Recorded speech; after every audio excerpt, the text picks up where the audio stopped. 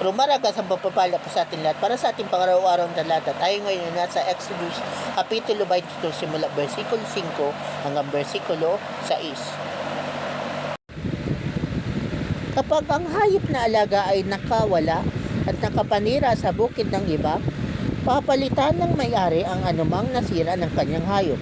Ang ibabayan niya ay ang yaong pinakamainam na ani ng kanyang bukiring. Kapag may nagsiga, kumalat ang apoy at nakasunog ng mga mandalaong ng pananim ng iba, ito ay babayaran ng nagsiga.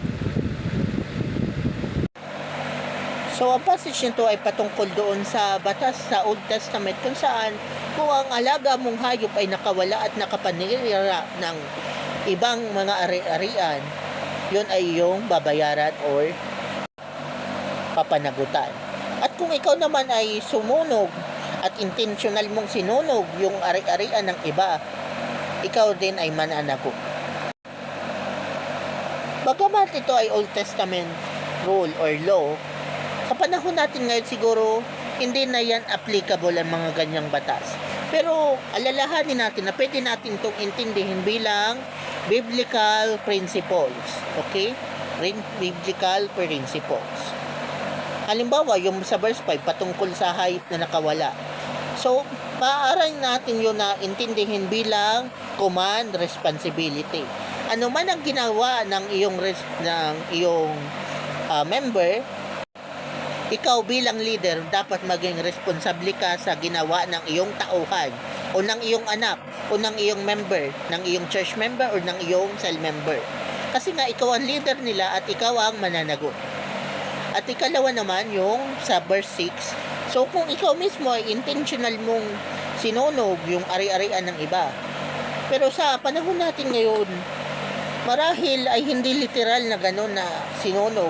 Kumbaga, baka siniraan mo yung reputasyon ng iba or siniraan mo ang kanyang pagkatao dahil sa bunganga mong kahit ano-anong binubunganga mo sa iba at sinisiraan mo sila. So, para mo na rin sinunog ang kanilang reputasyon o kanilang pagkatao. So, sa ayaw at sa gusto mo, sa harapan ng tao at sa harapan ng Diyos, magiging responsable ka niyan.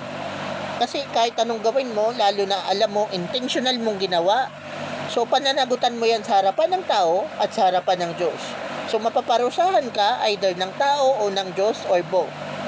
So, pwedeng maparusahan ka ng tao, batas ng tao, pwede ka makulong, or pwede kang maparusahan ng Diyos mismo. Or pwedeng pareha sila ang magparusa sa iyo. So, doon sa passage na sa verse 6, intentional na sinunog. So, ngayon, hindi man literal na sinunog mo, pero may siniraan ka at nasira yung kanyang reputasyon at pagkatao, nako, sigurado ako, mananagot ka talaga niyan. Hindi man ngayon, pero sa darating. At yun naman sa verse 5, yun nga, na command responsibility yun.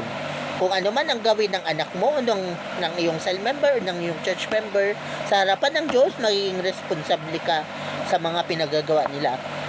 Kasi baka ikaw rin mismo ang nag-utos sa kanila na gawin yaon.